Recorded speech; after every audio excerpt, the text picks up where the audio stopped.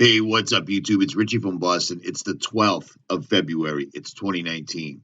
And you're looking at one of several videos I did about the helicopters that are training all over the United States, absolutely everywhere. Now, the reason I'm showing you this again is because it's come to my attention that people are using my name and my channel in their videos where they're telling everybody that this right here is a good, healthy, happy event happening in America, that it's simply Donald Trump draining the swamp. These are our United States military guys arresting bankers, etc. Well, I guess that's a fun thing to say, but it isn't accurate whatsoever at all. For those of you that don't understand it, Donald Trump is not one of us. The government does not belong to us. Our country has been completely and totally infiltrated and taken over by Zionists in Israel. If you don't believe that, take a look at this. I got a text last night from Adam Green, and this is what it was. So these awards are given to me by the Jewish community for different things, and this is the Tree of Life, which is a very big award in terms of everything that I stand for. It means so much to me, and a lot of times I'll have friends of mine come in, Jewish, and they will see the Tree of Life, and they'll say, wow, what a great thing. Likewise, right over here, this is the Shalom Humanitarian Award, and that was presented to me also. And these are different awards I've had over the years for different things I've done. This is the Tree of Life, which is a very big award. Notice as he says the Tree of Life, look at the symbol he makes with his hand. I find that interesting. The MAGA OK symbol. Donald Trump is a Zionist. This is all just more of the same, except probably worse, because we've never seen military training the way they have been training. We've never seen things like Q coming out telling us that martial law may have to happen and it all will be well. Donald Trump blazingly showing, I don't know if that's the right word, whatever, it's early. Donald Trump showing the Kabbalah, the Tree of Life in his office well before he was president is just more of the same. Adam Green did an hour and 29-minute video last night that I'll leave links in the description that everybody should watch. If you think this guy is on our side, you're just woefully misinformed. It amazes me how many people cannot see the forest for the trees. Our country is going straight down. Donald's just the newest in a long line of Israel-loving Zionist presidents to be in office. The president of the Corporation of the United States. If you think anything else, all you're doing is perpetrating disinformation. This is exactly what's happening. The Kabbalah is not something that's friendly towards Americans, friendly towards freedom, or anything like that in the Republic of the United States. It's all completely anti-constitutional, more of the same. Now, Chabad was founded in what's modern-day Belarus in the 1700s. This kind of requires you to understand what Hasidism is. I mean, I've made clips about it before. Hasidism is basically this very ultra-Orthodox sect of Judaism.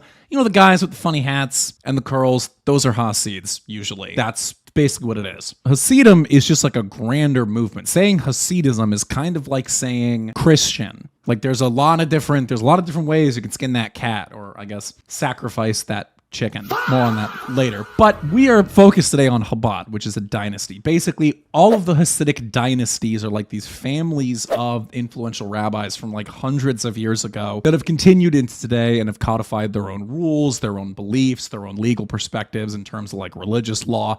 This is basically how Hasidic Judaism is organized. And so Chabad is a Hasidic dynasty started by a guy that they call the Alter Rebbe. Rebbe being like a supreme rabbi, Alter literally meaning old. So the old supreme rabbi. And his whole bit was he took Kabbalah, Jewish mysticism, Jewish magic, right? That whole belief you might have heard of. That's some deep schizophrenic terror. That's a whole other video. But the whole bit about Chabad is he took Kabbalah and he took the very legalistic, rational, kind of like scholarly perspective found in Eastern European Jewry at the time and combined them. And that's how Chabad was created. Now, Chabad itself is an acronym. It's just the Anglicization of that acronym. It's an acronym of Chokmah, Binah, and Dat. Wisdom, understanding, and knowledge. They put a lot of emphasis on the intellectual, on education, on shit like that. And while today they actually aren't the biggest Hasidic dynasty, they were incredibly popular in Eastern Europe. Like Russian Empire, Eastern Europe, very, very popular in the urban centers. Because like I said, they combined both this spirituality and this rational kind of like post-Enlightenment thinking. They were initially very supportive of the Bolsheviks. I mean, come on. Do I even have to fucking tell you that? But funny enough, Chabad represents like kind of the start of right-wing Jewry. Now, what do I mean by that? Chabad was actually thrown out by the Soviet government, which, I mean, that's like impressive. To be a Jewish organization thrown out by the Soviet government, that's crazy. This is because when the Russian Revolution happens, all the Yiddish communities that were involved in that revolution, they were very secularized. They were left-wing. They were communist. And Chabad is deeply religious. And so they got thrown out.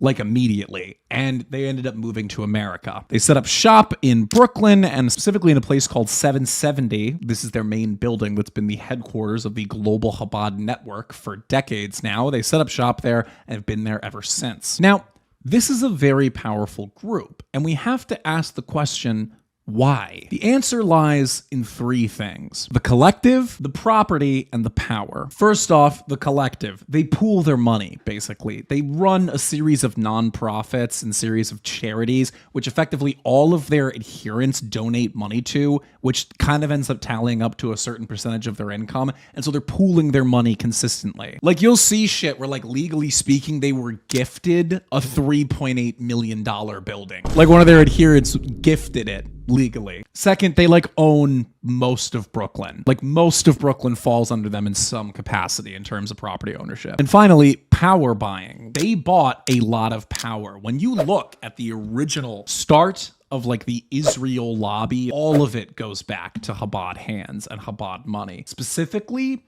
under the leadership of their last leader, a guy called Rebbe Schneerson. Rebbe Schneerson was the last Rebbe, the last leader of Chabad, arguably the most influential Jewish figure of the 20th century. Born in 1902, died in 1994. Remember when I talked about the whole getting kicked out by the Soviets? He was one of the people who was kicked out. He was a child at the time. Basically, in the 1950s, he marries in to the Chabad lineage and becomes the leader. Now, the Rebbe's job was that of like a supreme rabbi. He kind of oversaw everything. But what made Schneerson different, which would go on to ultimately make Chabad different, is his emphasis on outreach. Yes, what makes Chabad so famous and makes Chabad so interesting is the fact that they engage in something called Karov Rechokim. Hebrew pronunciation isn't that good, please forgive me, but it literally means drawing those who are distant near or back to this sort of like Hasidic old school belief. You have to understand, when we first started letting Jews into this country en masse, they were coming from Eastern Europe and Eastern Germany, like that whole region. Basically, all of them were Hasidic, or they were some form of Orthodox. Like they were adjacent to that. Literally all of them. Go look at any of the photos from when they first came in. They're all wearing the garb. Via Ellis Island, at the time, we still had like some assimilation programs. And so like that quickly started to go away. Something that Schneerson did not like, because he believed that the Jewish people should never assimilate, that everyone else needs to assimilate for them. And so he creates the Karov Rechokim, the outreach program. And this involves basically going to places where secular Jews are, going to universities, going to law schools, going to Wall Street. Literally today, on any given day, if you go to Wall Street, you might see them posted up outside with their mitzvah tank. It's like a RV that they converted into like a portable like religious building, and they drive it around Wall Street and like literally accost people and are like, "Are you Jewish? Are you Jewish?" And if you say yes, they'll take you to their mitzvah tank and try to get you to do a mitzvah, which is like a small religious act. This is because Schneerson and subsequently Chabad is obsessed with blood. Now, What do I mean when I say obsessed with blood? That sounds a little crazy. No, I'm not saying they grab small, precious children and use their blood as ketchup. No, they are obsessed with genetics. They are obsessed with the idea that they are a people and that all of them need to be brought into this specific belief. Actually, one of their slogans, of which there are many, is Hashem needs every yid. I shit you not. Like, go to one of their areas, they will have bumper stickers that say Hashem needs every yid. Hashem, God, that's what they call God. They believe that every single Jew, whether secular or not, needs to come join them and their beliefs and Hasidism in order for things to be good. Because Chabad is super focused on genetics, and it's super focused on eschatology, on the end times. This is because they believe those two things are linked. They believe that when they get enough Jews and they get enough of them on their side and they're able to rebuild the third temple, then the end times come. The Mashiach arrives. This is what Tucker Carlson lightly touched on, but needs to be expanded upon heavily. The main slogan, the main thing that they say in all of their prayers in Chabad is Mashiach now. Mashiach is the Hebrew anglicization of Messiah. So they're basically saying Messiah now. Because mind you, Jews don't believe Jesus was the Messiah. They believe that Jesus was a false Messiah, that he was a bad guy. So Chabad is included in that. They really don't like Jesus. More on that later. But they believe firmly in the idea that they need to rush the end times, that basically the Messiah is only going to arrive if the Jewish people push for his return. Like, he's not going to show up on his own. They got to make him do it. And the way by which they do that is by basically eradicating idolatry from the world and bringing Jews back into their Orthodox beliefs. So this is the background of Chabad. But we have to ask ourselves, what is the goal? Like, we can see that they're doing these big things. They're doing big, shady things, but why are they doing it? What is the ultimate end goal here? Are they just doing it for fun? Does the White House just like have really good matzo ball soup? I don't like, what's the goal? Sadly, the answer is fucking terrifying. In order to understand Chabad's modern goals, we have to dive a little bit deeper into their beliefs. Before we start, all the Goyim brained out there, turn off this video. It's not for you, okay? I'm going to be honest. If there's one compliment that I can pay to Chabad, it's the fact that their like theology and their beliefs very complicated and very intellectual. I kind of understand why they would look like mega church Christians and call them Goyim. This stuff is like deep, honestly, deeply schizophrenic. I'm fairly certain the first guy, the Alter Rebbe, was just schizophrenic, and these people just claim what he believes as gospel. The stuff is like super deep. I mean, all of Hasidism is like really deep. It's Kabbalah. I'm gonna try and make this as simple as possible for my like Goyim ass audience. You know what? Let me just give you like a Goyim friendly summary. Okay, 1 second. Jew guy, not good. Rabbi, bad. Bad rabbi. No, bad rabbi. Jesus, good. Now that we've covered that and let's get into the Gentile brained action here. The main scriptural text of Chabad is called the Tanya. It was written by the Alter Rebbe. It's considered his masterpiece. It is this, like I said, deeply schizophrenic combination of Kabbalah and like rational logic that creates the Chabad eschatology and the Chabad theology. They cover basically every aspect of life, but what's important here is their understanding of the end times and their understanding of their relationship to us, the Gentiles. One of the main beliefs of Chabad is that there is a profound difference between the Jew and the Gentile, specifically found in their souls. They believe that every single Jew, by virtue of blood, possesses something called the Nefesh Elochet, literally divine soul or godly soul. Basically, everything we think of when we say the word soul, that's Nefesh Elochet, but only Jews have that. They believe the rest of us have something called the Nefesh HaBehamet, animal soul, that we look like people, but we aren't people, that we're driven by our impulses, we're carnal, we need to be guided by those who have Nefesh Elochet. Think of it as base and superstructure, ego and id, right? Like they believe that they are enlightened, that they have this capacity to be enlightened, and that we are just kind of animated by our instincts, that we're carnal, we're fleshy, that we're not to be trusted. with ourselves. You might have heard the phrase tikkun olam, which is a central Jewish concept of like their relationship with God, that Jews have a responsibility for tikkun olam, to repair the world. That the world is like fundamentally broken and we're fundamentally away from God because we have original sin, like in Christianity, but they don't believe that Jesus Christ cleans us of our sins. They don't believe that Jesus Christ ended all that. And so they believe it's the job of the Jewish people to repair the world. There has been many, many different ways in which that's been interpreted.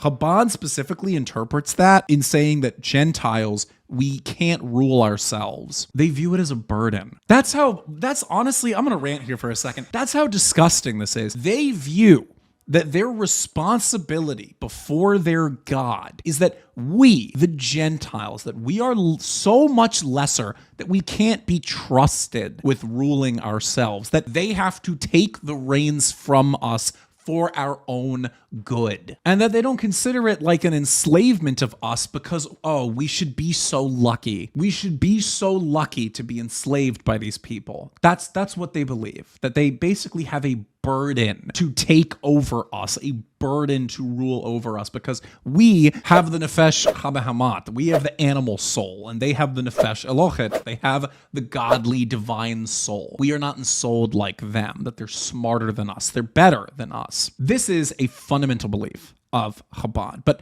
it was expanded upon and turned into political dogma by Rebbe Schneerson. So remember, like I said earlier, Rebbe Schneerson was super into outreach, was super into the idea of we should get involved in the public, we should get involved in government, etc., etc. During this time, Rebbe Schneerson writes what he calls the Noahide laws.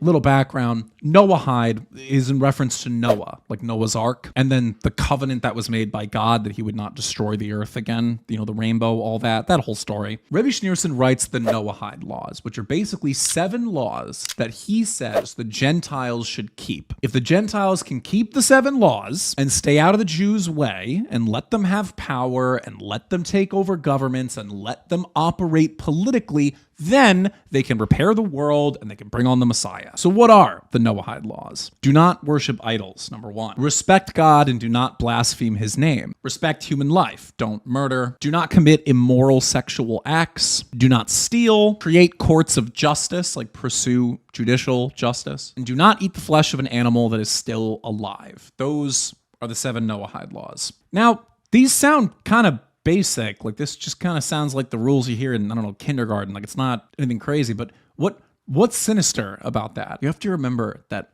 Chabad hates Christianity. Remember how I spoke about this whole eschatology, this whole soul thing, etc., etc.? Here's the thing. Just like the rest of Judaism, they believe that all the Jewish people are descended from Israel, from Jacob in the Bible. And they believe that the innate enemy of Jacob is his brother, Esau, and his descendants, Edom, etc., etc. And they believe that all of these struggles and responsibilities of Israel, they have adopted, that they have inherited. Chabad, because like I said, they're very obsessed with blood and like lineage. They believe that the roles of all the nations and people in the Bible, those things have been inherited into today. And they believe that Esau, the enemy of Israel, the enemy of Jacob, his descendants went on to create Rome. Yes, like Rome. The Roman Empire. Okay, big deal. Rome's been gone for what? Thousands of years? Who cares, right? Here's the thing. Like I just said, they believe in inheritance. So they believe that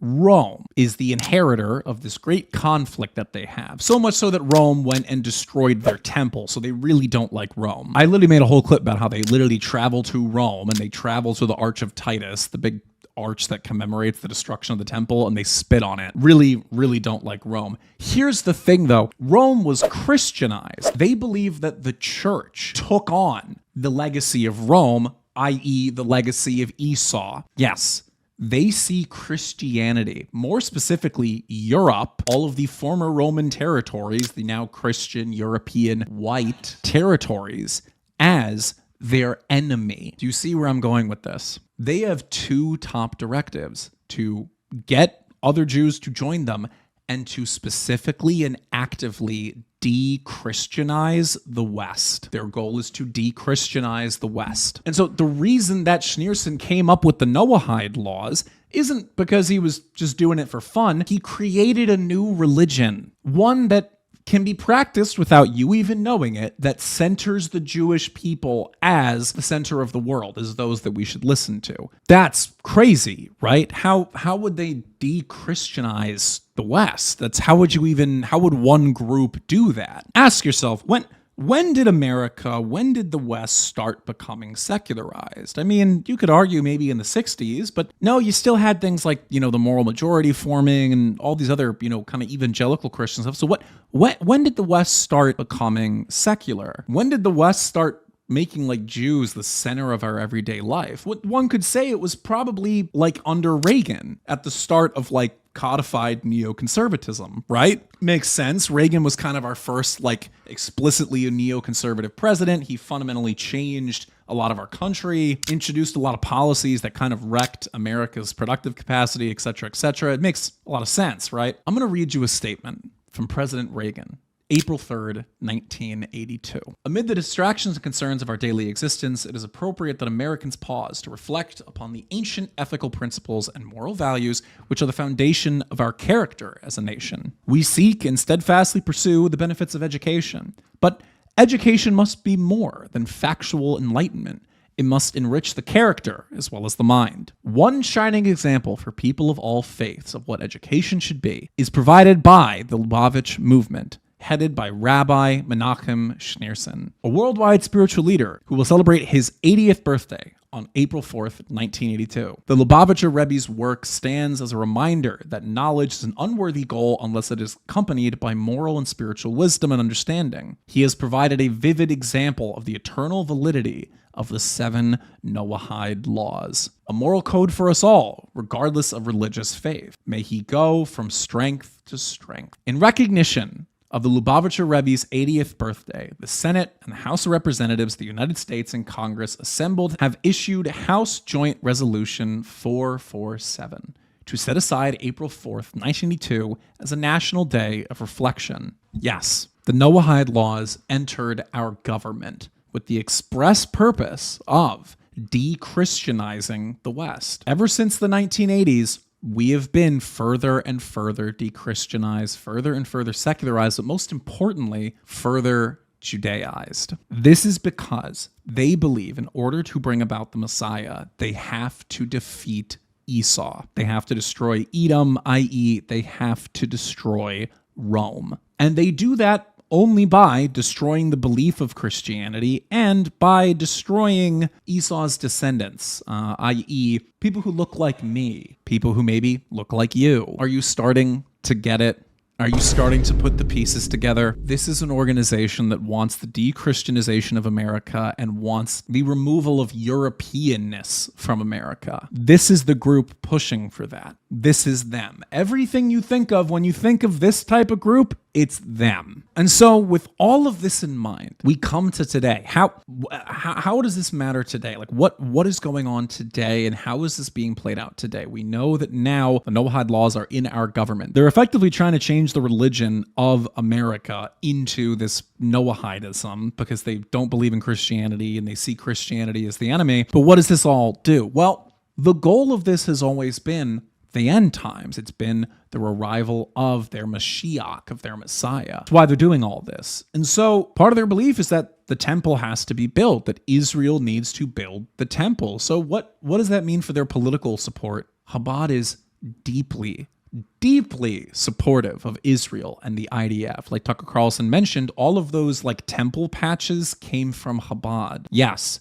they want to see the destruction of Al-Aqsa Mosque and the construction of a third temple. They believe that in doing this, they will be able to bring about the Mashiach. Hey, what's up, YouTube? It's Richie from Boston. Today is the 23rd of January, 2019. And I'm at a truck stop in my truck right now in Pennsylvania, taking Route 81 North all the way back home. It has been a long trip. I met a lot of people.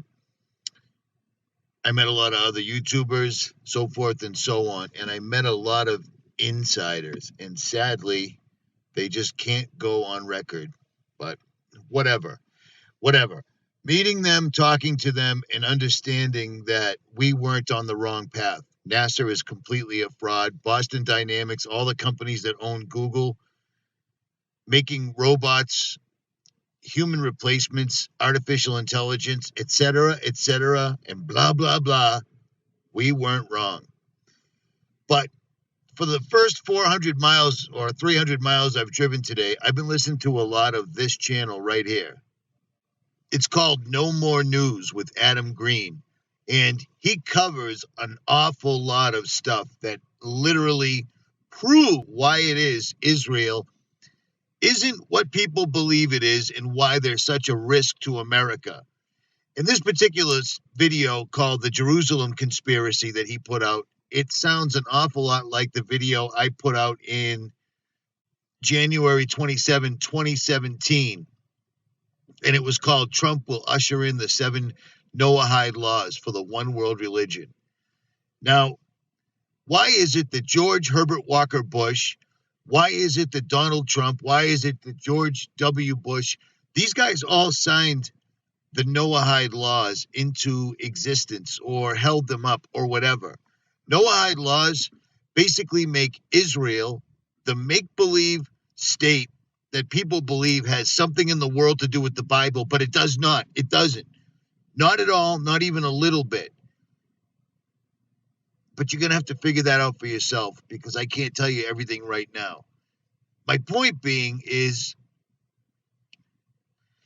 why do you think that in America, on the back of the dollar bill, for instance, if you make a quote-unquote Star of Israel, it spells out the word Mason, literally, M-A-S-O-N, Mason, because Israel is going to be the center of the New World Order, Jerusalem. And it turns out they've already started on the temple. They've already started construction of the third temple. Now, a YouTube channel called Rise, Round Saturn's Eye, did a good video on it because he was actually, I believe he was there. He lives in that side of the world, so he gets videos like that. But at any rate, why do you think that in the United States, in Texas, out of all the states in the Union, Texas, after the flooding, those people had to sign, before they could get their insurance settlement, they had to sign a waiver saying they wouldn't boycott Israel. What in the world does Israel have to do with you getting an insurance settlement in the United States? Well, turns out a lot of people asked that question and lost their jobs, didn't get their insurance settlement, so forth and so on. Long story short, there's a reason that Bill Gates touted Israel as being critical in the development of Windows 10. There's a reason that Windows 10 is considered the ultimate spyware. You know what I'm saying? For real. Ultimate spyware. There's a reason that Israel, our ally that we give billions of dollars to every single year, is making a pact with communist China. Russia, the ones that hack the world and do this and that, and they're making a new Silk Road. Do you see what I'm saying? If you want to know more about that, I can only go into it so far because I'm in my Land Cruiser at a truck stop surrounded by snow on a portable Wi-Fi device, so I can't make a 10-hour-long video. At any rate, you want to know more about that, listen to this. This video that Adam Green of No More News, I don't know Adam personally, but I've listened to several of his videos, and he is really, he's on it. He's pissing off the powers that be like no other channel for the most part.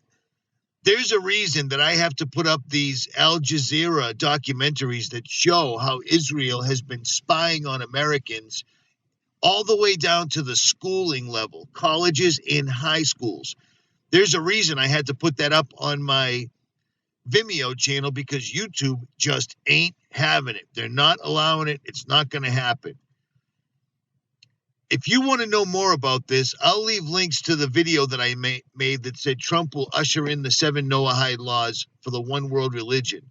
I put this up 2 years ago. 2 years ago. And Adam Green's covering it right now as it applies to us right now. Do you see what I'm saying? So in my opinion, he's on it. There's a reason that our government is more concerned about the well-being and welfare of the Israeli citizens than it is about their own American citizens. And that's a fact. At any rate, links will be in the description. You really need to know about this stuff because soon they're going to make it so that we can't talk about it whatsoever at all. There is a reason why in America, if you put a video up with Jesus in the title, YouTube will demonetize it or worse. Do you see what I'm saying? And there's a reason if you mention Israel in a video, chances are the video is going to get pulled, censored, demonetized, or you'll lose your entire channel. The big question that people have is, first of all, are the Americans going to use ground troops? Because the only way that you can defeat Iran is by using ground troops, okay? That's a big question we'll look at in the next few weeks. Will America send its army, 500,000, 2 million soldiers to topple the government? Okay, that's question number one. Question number two, nuclear weapons. If you're losing a war, would you choose to use nuclear weapons? Okay, that's another big question that we have, okay? Another big question that we have is who gets involved? Because this situation is so dire that Europe, okay, specifically Germany, France, and Britain are talking about entering this war. And guess what? If that happens, it is possible that Russia and China will also enter this war on the side of the Iranians. This is World War III. Because of the importance of the Strait of Hormuz, because of the importance of the Middle East, everyone has to get involved at some point. And we're going to use game theory to really try to understand what's happening on the ground and where this could lead us. There are American bases all over the Middle East. And originally, these bases were established to protect them from basically their own people, okay? These are monarchies that were imposed on these nations by the Anglo-American Empire, the British first, and then the Americans came to support these monarchies. And so they provide defense. But then you're like, wait a minute here. I mean, didn't we just say that these American bases can't actually defend these people, that they're exposed? And the answer is yes, that's true. But remember, like the American military was built during the Cold War. And the Cold War was a war between the Soviet Union and America. And so the Cold War was defined as something called MAD, mutually assured destruction, because both had nuclear weapons, okay? So they didn't really go to war against each other. And so in other words, these bases aren't really meant to defend these nations from other enemies. They're really meant to impose American authority in the Middle East, okay? And it's the idea of this. It's the idea that empire, it is really an image. It is a hallucination. It's just an idea. Empire is it's an aura of invincibility and invisibility, okay? If you fear it, then you obey it. But it's not really designed to fight a war, okay? And so that's why we have this absurd situation. And because there are so many bases in the GCC, that gives the Iranians the perfect pretext to attack them in order to destroy the GCC economy, which will destroy the American empire. So this is how the war is shaping out, okay? So the red is the Israelis and the Americans, the yellow are the Iranians. And as you can see, the Iranians are attacking everywhere, primarily Israel, okay? But also, as you can see, a lot of focus on Bahrain and Qatar. And again, the intention is to destabilize the economy and the government. Okay? It's to try to get as much instability as possible. Okay? And as you can see, the Americans and the Israelis are focused on Tehran. And so the Americans and the Israelis use something we call shock and awe. And the very idea of shock and awe is you decapitate the enemy. If you cut off the head, the body will fall down, okay? The problem, though, is, again, the Iranians see this as a religious war. And so the Iranians have announced total war, okay? And so what this means is that right now, command and control in Iran is decentralized. There's no one person telling everyone what to do. Every region has its own orders, has its own strategy. And so if you knock out Tehran, everyone else keeps on going. So if you take off the head, it doesn't change anything, okay? But unfortunately, the Israelis and Americans use this as a military doctrine. Military doctrine just means how you design your military for what purpose. And so even though the Americans seem like an invincible army, they are not equipped to fight a 21st century war against drones, against destabilization, against religious fanatics. Okay, they're just not, right? But unfortunately, because of military doctrine, they're going to keep on attacking Tehran. Now, the great irony of all this is that the Iranians who will be most supportive of regime change, are actually in the cities because they are educated, they're progressive. The people who are most fundamentally against you, will fight you to the death, are religious fanatics, the Shia militants living in the rural areas. Okay? So this is a really silly thing where you are actually destroying those who will most likely support you, and you're leaving alone those who are most likely to commit jihad against you. So another idea that I want you guys to understand is the idea of asymmetry. Asymmetry. All right? So what is asymmetry? Asymmetry means that the two sides are choosing to fight different wars using different techniques because one is much stronger than the other, okay? America is a great empire. It has unlimited resources. It has the USD. It controls the world, right? Iran is a country that has been under economic sanctions for the past 45 years. It's poor. Its technology is very limited, okay? But as we learn in this class, actually, those nations that are poor actually have more energy. They're more open, and they're more cohesive. All right, so let me give you an example. This is what we call the Shahad drones. Shahad drones. Each of these drones costs $50,000 at most, okay? At most. It can go as cheap as $35,000 US. But one of them is $50,000. As you can see, you can fit a lot of these drones to a truck that can go anywhere in Iran, and they can hide anywhere. All right. So the thing to understand is, first of all, these drones are cheap. They're easy to make. They make about 500 a day, okay? And estimates are about there's 80,000 right now that the Iranians have. So they can go on for a long, long time, okay? And one of these drones, again, can knock out a desalination plant. It can knock out an oil field. It can knock out a hotel. It can do a lot of damage. And it's easily transportable. You can hide it anywhere. You can use it from anywhere, okay? And that's what the Iranians are using as an offensive weapon. And how do the Americans defend against this? They use something called a THAAD, right? Right, guys. This is what they use, THAAD. THAAD stands for Thermal High Altitude Air Defense. And they also have like Patriot systems. There's a lot, okay? The thing that you need to know about the system is it's really expensive. This missile, guys, costs $1 million. $1 million. So there's this $50,000 drone coming your way, and you throw a $1 million missile at it, okay? And often these missiles miss, so you have to throw 2 or 3 missiles at it, okay? So you're spending $2 to $3 million on each $50,000 that the Iranians spend. That's kind of silly. Second thing you'll notice is that this thing is really big and really slow. And therefore, you can't really move it around. Therefore, it's pretty easy for the Iranians to spot where this is and attack it. And then when these things blow up, that's a lot of money, guys. Then you're like, what? But this makes no sense. You know the Iranians have drones. They've had drones for like 10 years. You've also seen drones used in the Russia-Ukraine war to devastating effect. Why don't the Americans know this? Why did they prepare? Okay, and again, it has to do with military doctrine. Because military doctrine determines how you fight a war, it determines on your bureaucracy, and it determines how you spend your resources, okay? And unfortunately, the Americans are used to fighting something called the Cold War, right? And the Cold War, because you can actually fight the war. You can actually kill each other because then people use nuclear weapons. The Cold War was about flexing, okay? You see how big and powerful I am? Me, okay? That's all it was.